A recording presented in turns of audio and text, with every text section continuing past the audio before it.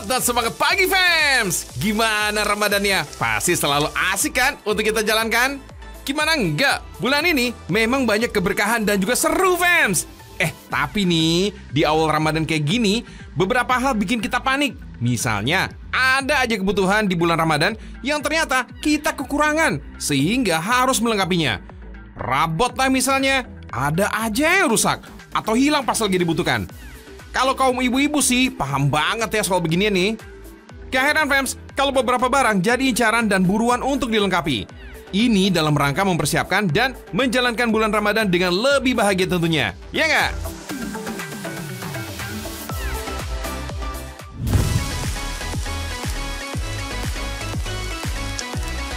Namanya juga orang Indonesia. Walau udah banyak ahli kesehatan bilang gak baik mengkonsumsi makanan pedas berlebihan di bulan Ramadan, tetep aja ya, rasanya gak lengkap hidup ini tanpa sambal. Yoi gak? Waduh, kalau udah ketemu sama sambal gami kayak gini, udahlah, imannya gak akan kuat, fams. Fams, ngomongin tentang alat tempurnya si perkasa alias emak-emak, gak akan bisa jauh-jauh dari cobek. Kalau untuk urusan dapur mah dan peralatan rumah tangga, mereka ini selektif banget, fams. Cobeknya harus ada kriteria-kriteria khusus yang cuma bisa dimengerti para emak-emak. Bener banget tuh. Nah, kalau cobek dari daerah Melaten, Kecamatan Puri, Mojokerto, Jawa Timur ini termasuk kualitas jempolan. Gerabah berupa cobek asal bumi Majapahit ini udah banyak dikenal di pasaran karena kualitasnya udah terbukti punya ketahanan dan lebih awet jika dibandingkan dengan produk gerabah dari daerah lainnya. Gak heran, fams, kalau harganya cenderung lebih mahal, fams. Tapi ada harga, pasti ada kualitas dong ya. Terbukti, produk ini mendominasi di pasar wilayah Tapal Kuda dan Gerbang Kartasusilanya Jawa Timur. Gak jarang, fams, juga dikirim sampai ke Jawa Tengah dan Jawa Barat loh, fams. Yang bikin cobeknya bisa keliling sampai ke penjuru negeri karena pengrajin cobek di sini gak mau beralih menggunakan alat pres untuk mempermudah dan mempercepat pembuatannya, fams. Cobek yang dibuat dengan cara tradisional macam ini bisa bikin cobeknya lebih awet dan tahan lama. Coba di logika ala-ala aja nih, fams. Kalau menggunakan cara tradisional, mereka membentuk cobek secara hati-hati dengan cara menimpal satu tanah dengan tanah lainnya. Kalau pakai mesin, tinggal dipres atau ditekan aja. Jadi nggak ketahuan nih kalau di bagian tengahnya masih ada bagian yang berlubang. Ngomongin soal cobek nih, fams, ternyata cobek ini bukan barang baru loh. Alat berbentuk seperti piring cekung ini termasuk alat masak kuno yang udah dipakai oleh manusia purba sejak 35.000 tahun sebelum Masehi. Uniknya nih, alat untuk menghaluskan atau menggerus bahan makanan ini masih eksis hingga sekarang. Apalagi stigma masyarakat Indonesia, kalau bumbunya dihaluskan dengan cara diulek, rasanya jadi lebih sedap. Makin gak akan ditinggalin deh nih barang. Fams, setidaknya dalam satu pekan, rata-rata satu pengrajin ini bisa memproduksi sebanyak 300 hingga 500 cobek. Hebat ya, rata-rata bisa bikin sampai 60 cobek per harinya. Waduh, masih ada tapinya nih, fams. Meskipun satu cobek ini bisa dibuat selama 15 menitan aja, tapi proses penjemuran ini nih yang menghabiskan waktu sampai 10 hari lamanya biar cobeknya benar-benar kering. Kalau panas mataharinya lagi angot-angotan gini, ya wassalam, jadinya bisa lebih lama lagi deh, fams. Fams, cobek dan gerabah-gerabah ini harus dibakar sampai benar-benar keras dengan suhu 700 sampai 1000 derajat Celcius selama 4 atau 5 jam. Yap, supaya cobek dan beberapa temannya ini gak gampang pecah, fams. Oh ya, cara susunnya gak boleh sembarangan ya, fams. Bisa-bisa cobeknya jadi retak atau pecah deh. Nah, kalau kira-kira cobeknya udah mengeras, tumpukan jerami dan segala penutupnya ini gak boleh langsung dibuka dulu ya, fams. Yap, mirip kayak lagi ngepresto gitu deh. Kalau pas masih panas-panasnya dan langsung ketemu suhu dingin, semua gerabah yang lagi ngebul ini jadinya bakal pecah semua deh. Jadi bisa ditunggu nih, kurang lebih 12 jam atau suhunya turun. Baru deh bisa dibongkar. Ini dia si cobek istimewa hasil pengrajin dari Mojokerto. Mantap yuk!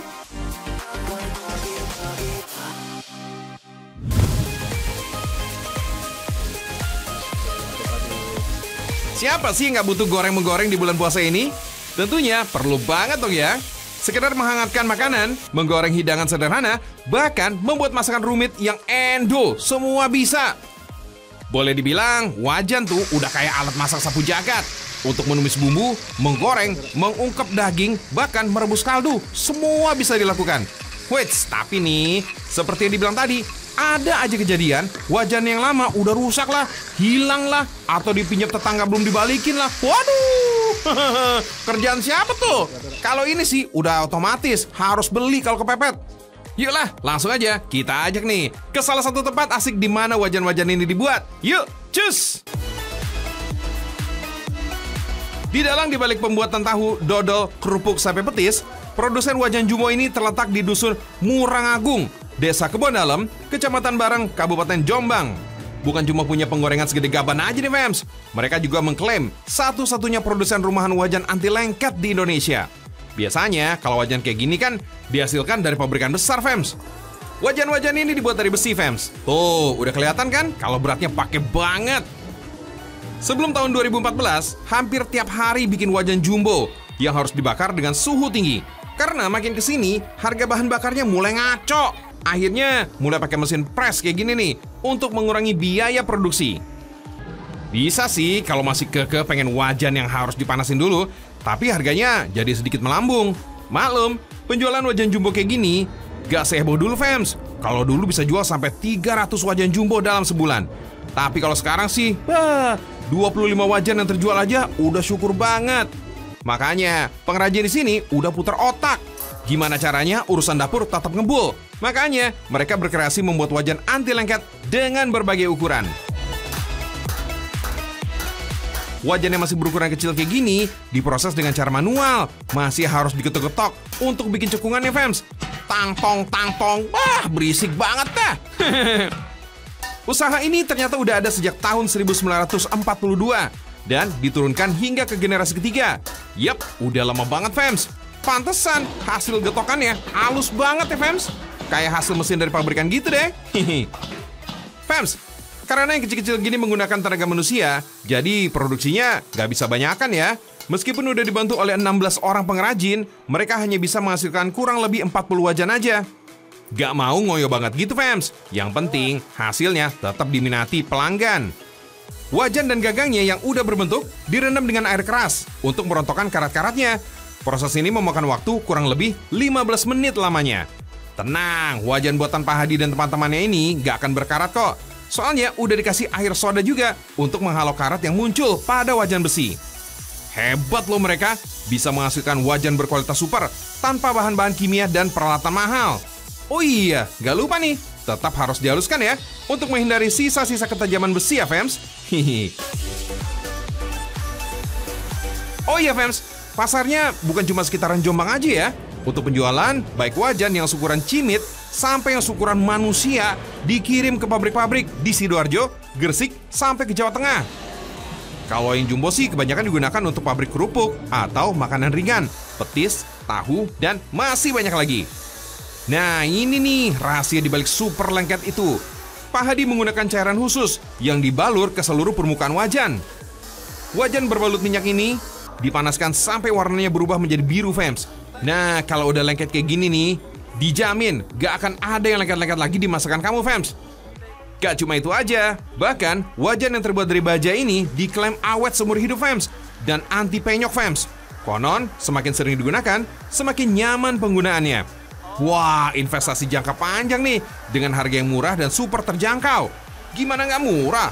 Wajan paling kecil dengan diameter 20 cm aja dibanderol dengan harga Rp45.000. Mau beli satuan atau beli kodian untuk hasilkan cuan, bisa banget di sini, fams. Yaudah, langsung aja kita datang yuk.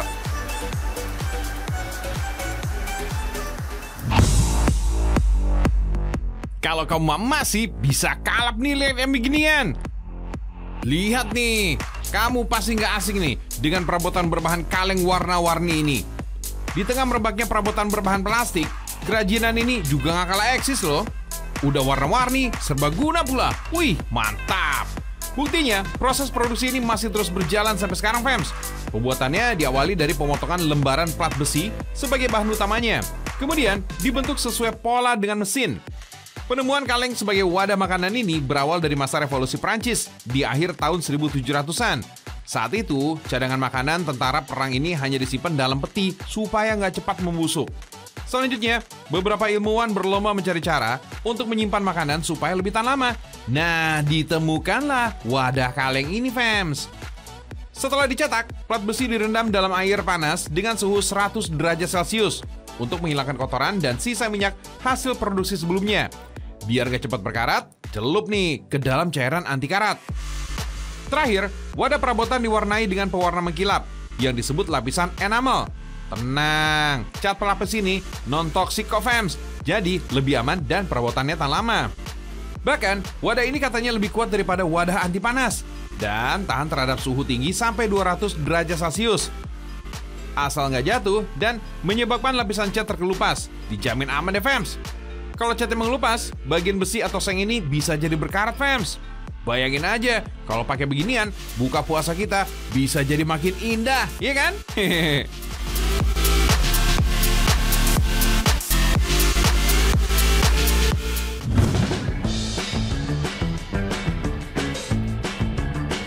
Fams, ada lagi nih yang pantas diburu untuk melengkapi Ramadanmu. Kalau lagi ibadah, berangkat ke masjid untuk ibadah tarawih, pasti banyak yang gak kelupaan dong bawa tasbih. Ini nih, ada tasbih yang bagus sekaligus harum. Yap, tasbih dari kayu gaharu, wanginya alami. Keren deh pokoknya. Yuk dah, kita cek nih ya. Gelang dan tasbih berbahan kayu gaharu ini produksi Kecamatan Peloso, Kabupaten Jombang, Jawa Timur ini bisa jadi alternatif pilihan untuk bawaan dan dipakai saat beribadah. Bahkan katanya nih, produk tasbih ini dipesan para penjual pernak-pernik oleh-oleh di Tanah Suci sana. Para jamaah tanah air malah sering nggak tahu kalau tasbih kayu gaharu ini adalah buatan dalam negeri sendiri loh, fams. Jadi balik lagi ke kampung nih itu tasbih kalau dibeli di sana dan dibawa kembali ke tanah air selepas umroh atau haji. Yap, tasbih yang biasanya dijadikan buah tangan saat umroh dan haji berlabel negara petrodolar ternyata buatan Indonesia, fams. Padalan itu dari Indonesia, murni produksi anak-anak desa seperti ini. Fams, di toko ini menjual beragam jenis tasbih dan gelang berbahan kayu gaharu. Bukan tanpa sebab nih, kayu gaharu ini dipilih karena lebih menonjol dibandingkan dengan jenis kayu yang lain. Itu gaharu mempunyai ciri khas yang utama, Mbak. Aromanya itu wangi. Aromanya wangi, semerbak, sampai kapanpun aromanya tetap sama dan digemari semua kalangan. Singkatnya, kayunya gampang dicari, aromanya nggak ada henti. Oh iya, fams, kayu gaharu sendiri ini dipercaya oleh sebagian orang sebagai kayu yang berasal dari surga loh. Gak heran kalau kayu ini dibanderol dengan harga yang cukup fantastis dan diminati banyak orang hingga mancanegara. Kalau buat ekspor, kayu gaharu yang digunakan tergolong punya kualitas yang super, fams. Cuma kayu gaharu yang berusia minimal 100 tahun aja nih yang bisa punya aroma wangi yang kuat. Setara dengan kualitasnya, harga satuan tasbih dan gelang yang diekspor ini berkisar 150 sampai 500 USD, fams. Kalau dirupiahkan, kurang lebih antara 2.300.000 sampai 7.600.000 rupiah. Sadis. Fams, pada momen menjelang Ramadan dan Lebaran macam kayak sekarang, tasbih dan gelang gaharu ini buatan Mas Rohman banyak diburu pemudik. Kalau misalnya cuma bikin 300 tasbih dalam sebulan, saat Lebaran bisa hampir sampai 800 tasbih loh. Yap, penjualannya meroket sampai 3 kali lipat dibandingkan dengan hari biasa, fams. Oh iya, fams, pernah kepikiran nggak sih kenapa semua tasbih ini berbentuk bulat atau oval? Kenapa kok nggak yang berbentuk kotak atau segitiga gitu? Sebenarnya nggak ada referensi yang menyebutkan bentuk tasbih, tapi secara umum tasbih dibuat bulat untuk memudahkan menggesernya. Kalau yang udah terbiasa, tasbih ini akan berputar cepat sekali. Jadi kalau bentuknya segitiga atau kotak, ini akan mempersulit untuk memutarnya, fams. Nih, biar kamu gak ketipu nih sama penjualnya yang nakal, yang ngaku-ngaku bahan bakunya adalah kayu gaharu. Selain aromanya yang harum banget, gaharu ini dia punya ciri khas yaitu warna hitam mengkilap. Terus, saat gaharu tergesek oleh jari, aroma harum dari tasbih gaharu ini semakin tercium.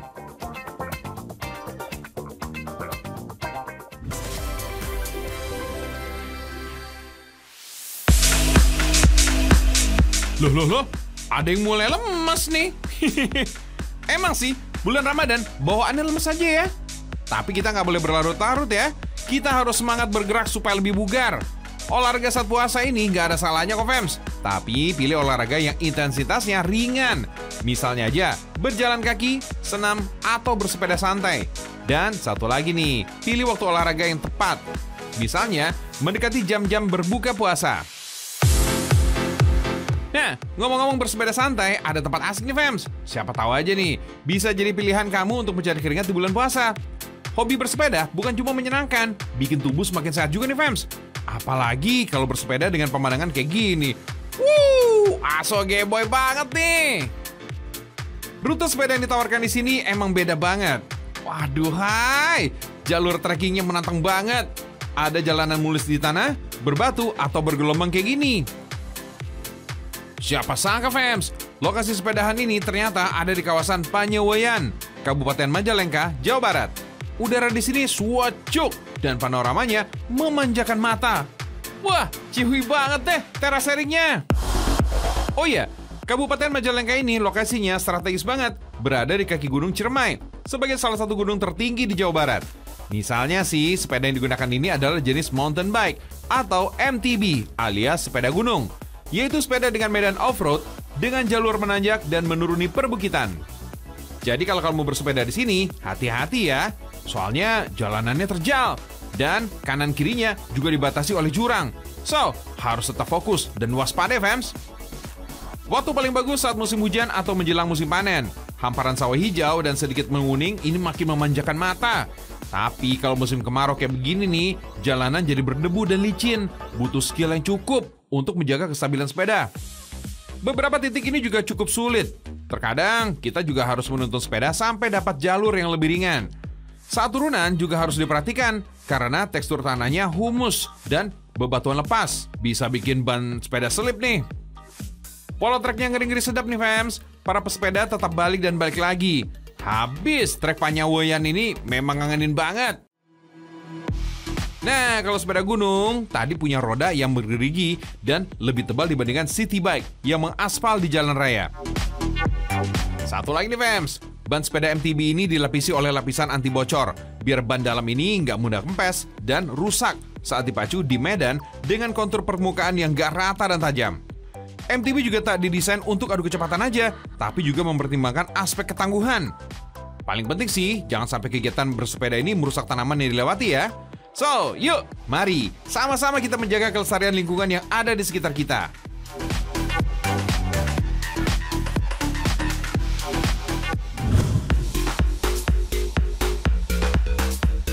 Masih soal sepeda ini fams. Udah lihat sepeda yang satu ini belum? Ini dia nih, sepeda bambu fams. Wow. Wits, kreativitas anak bangsa gak berhenti sampai di situ. Warga Lampung juga ada yang membuat produk kreatif dan unik. Ini dia nih, sepeda bambu fams. Wow. Belakangan, sepeda sempat digemari sebagai tren sehat kekinian pada masa pandemi. Sepeda bambu dari Lampung ini pun terlahir pada masa awal merebaknya pandemi di tahun 2020 lalu.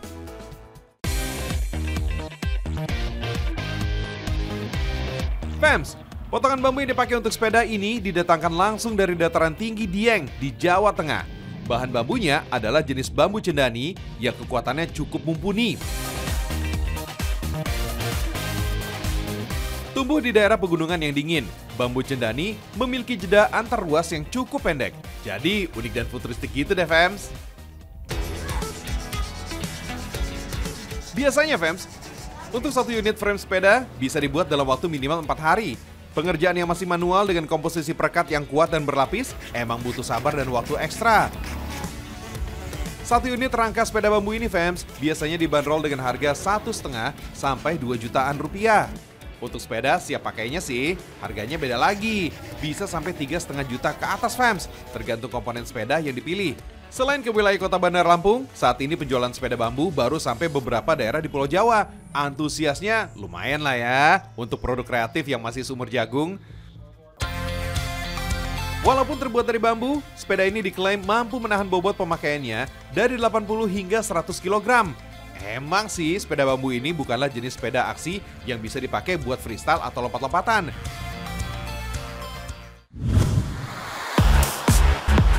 Selain bersepeda santai, jogging santai ini juga bisa jadi pilihan loh. Ada loh jogging track yang unik. Bahannya dari bahan limbah. Mau heran, tapi ada. Fams, selain di recycle, ternyata limbah juga bisa di upcycle atau dijadikan barang baru yang lebih bermanfaat loh. Seperti di Surabaya, Jawa Timur ini, Fams. Jogging track atau lintasan untuk lari ini dibuat dari limbah sandal jepit. Wow, kreatif banget. Lokasinya ada di sepanjang tepian Kalimas, yang berada di sisi selatan Pasar Keputaran. Inovasi dari Pemkot Surabaya ini pastinya membuat aktivitas lari dan jogging kalian jadi lebih nyaman, Fams. Disinilah, Fams, matras sandal jepit itu dibuat. Mereka merangkai sandal yang sudah dipotong di rumah kompos PLC DKRTH Surabaya yang terletak di Jalan Keputih, Tegal. Limbah sandal yang mereka dapat dari tempat pembuangan sampah, kemudian dicetak membentuk persegi panjang berukuran 4 x 6 cm. Oh iya, meski namanya limbah sandal, nggak semua jenis sandal bisa dijadikan matras ya, Fams. Hanya sandal yang terbuat dari busa atau karet saja yang bisa dipakai. Sandal kayu, ya jelas nggak bisa, Fams. Sandal yang sudah dipotong kemudian dicek ketebalannya satu persatu. Kalau sandalnya sudah banyak melalui asam garam perjalanan, alias udah tipis, harus ditumpuk dan dilem supaya lebih tebal. Para pekerja dari Dinas Kebersihan dan Pertamanan Kota Surabaya ini, tugasnya merekatkan potongan-potongan sandal tadi, Fams. Kalau ketebalannya sudah sama, saatnya ditata di cetakan kayu ukuran 60 x 100 cm. Dulunya sih, mereka harus menyamakan warna sandalnya, Fams, biar pola dan warnanya menarik. Tapi sekarang udah nggak lagi, karena keterbatasan sandal yang tersedia. Namanya juga limbah, yang ada aja, biar bisa segera dibuat. Eits, belum selesai, Fams. Potongan sandal ini masih harus dijahit juga, biar tambah kuat.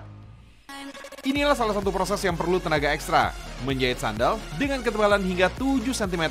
Widih, ini sih harus sarapan dulu, Fams, biar tangan nggak gemeteran. Ini dia hasil jadinya. Gak nyangka kan kalau matras ini dari potongan sandal bekas. Matras ini dipasang sepanjang 3 km di bantaran sungai daerah Dinoyo, Surabaya, Fams. Gak cuma nyaman untuk jadi pijakan, lintasan ini juga secara langsung ikut mengurangi sampah di kota Surabaya. Salut! Good job!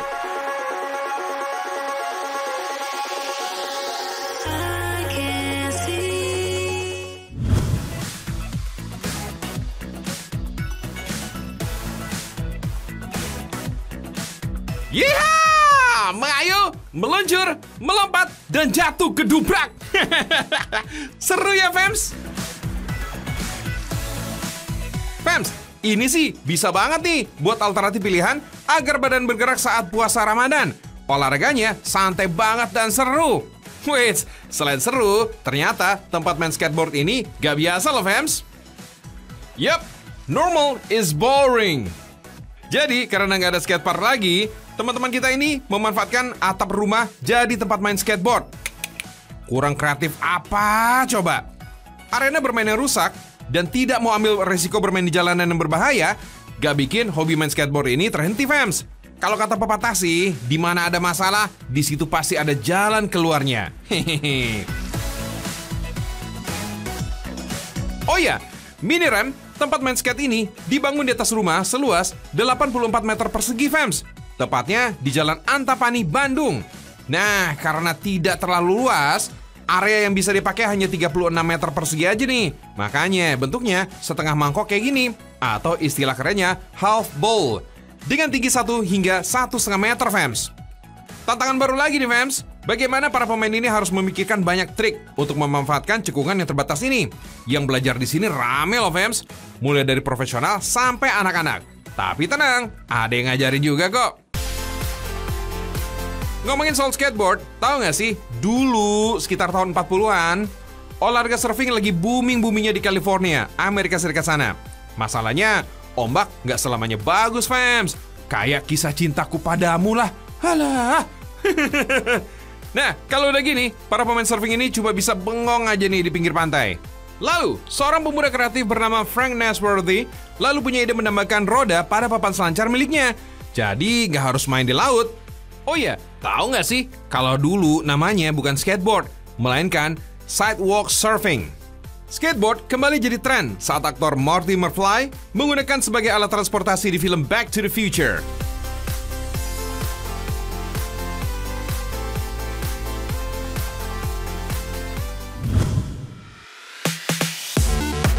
Selain bergerak dan olahraga, salah satu tips bugar saat berpuasa adalah tidur yang cukup. Nah, memang sih, kalau bulan puasa, banyak dari kita yang kurang tidur. Karena waktu malam ini ada banyak kegiatan ritual seperti sholat tarawih dan bersantap sahur.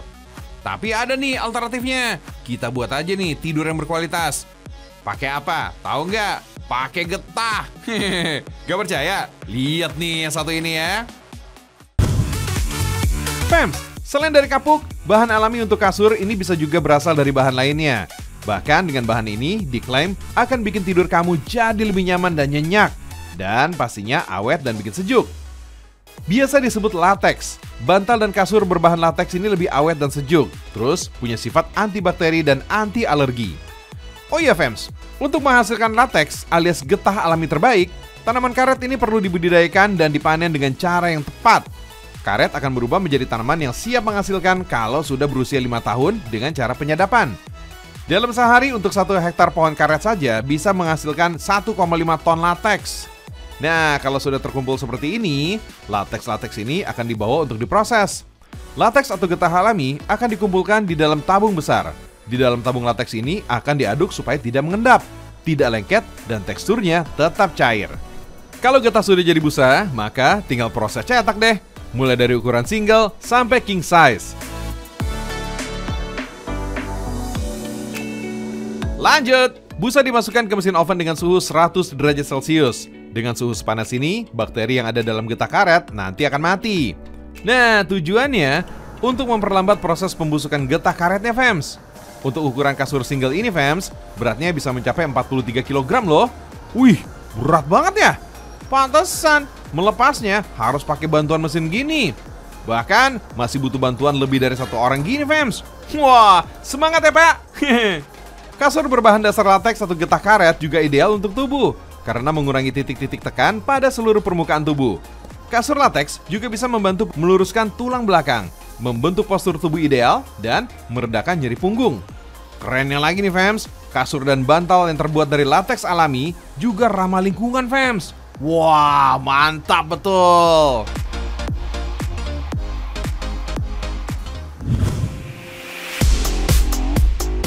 Berpuasa di penghujung musim hujan begini memang asik sebenarnya nih Fems. Cuacanya memang lebih adem, jadi bikin gak gampang haus deh. Tapi gimana nih kalau kejadian kayak gini? Mau bawa pergian malah hujan. Kalau nggak punya persiapan bisa gaswat. Udah lapar, hujanan, kedinginan, bisa meriang ini mah. Harus siap sama yang satu ini nih kalau gitu.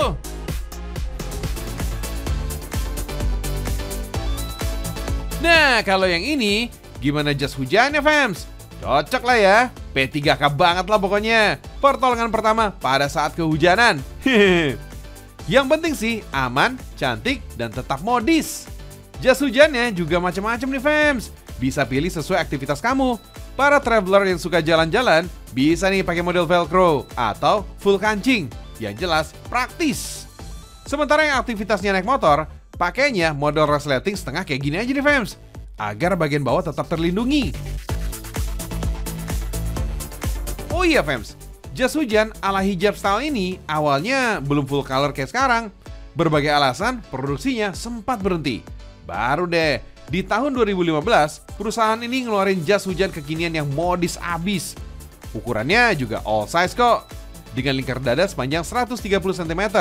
Muat banget nih buat kamu yang berat badannya nyampe 120 kg. Tapi, apalah artinya modis kalau nggak bisa tahan air ya, Fems? Mending kita tes dulu ya, seberapa sanggup sih nahan airnya. Wih, airnya beneran gak nembus loh ini. Lewat gitu aja nih, Fems. Kayak netes di daun talas. Rahasianya terletak pada bagian kain ini, Fems. Kain yang dipakai ini adalah kain premium anti air yang diimpor dari Korea. Terus, untuk teknik jahitnya menggunakan teknik jahitan bolak-balik. Jadi, jahit dulu nih bagian kain paling luar, baru deh dibalik. Biarpun lebih rumit, tapi hasilnya lebih rapi ketimbang diobras biasa, Fems. Terakhir nih, Jas hujan yang sudah dijahit dilapisi seal seperti ini agar air tidak tembus lewat rongga jahitan. Dalam 1 minggu minimal ada 400 jas hujan nih yang diproduksi. Bahkan kalau lagi puncak musim hujan kayak sekarang, permintaan bisa makin tinggi, fams. So, hujan boleh melanda, tapi tampilan mah, wah tetap gaya dong.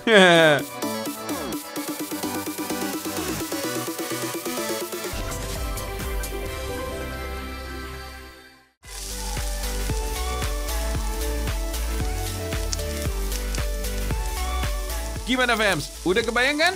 Supaya puasanya makin bugar dan segar? Oke, semoga hari-harinya ikut ke bawah segar ya. Kalau lemes lagi, bisa nonton aja Ragam Indonesia besok.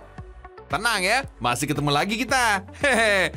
Oke, sampai ketemu besok ya, fams. Salam Ragam Indonesia. Indonesia mendunia.